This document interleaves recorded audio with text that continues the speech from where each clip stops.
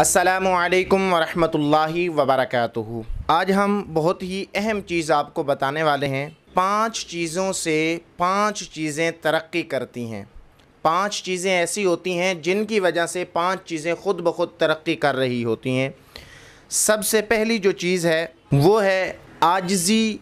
उलमाए कराम को तरक्की देती है।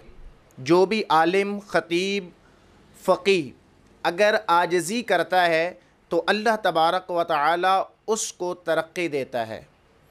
और इसी तरीके से जो दूसरी चीज़ है कि अगर किसी भी कंपनी के पास माल या ज़र होता है तो वो कंपनी तरक्की करती है।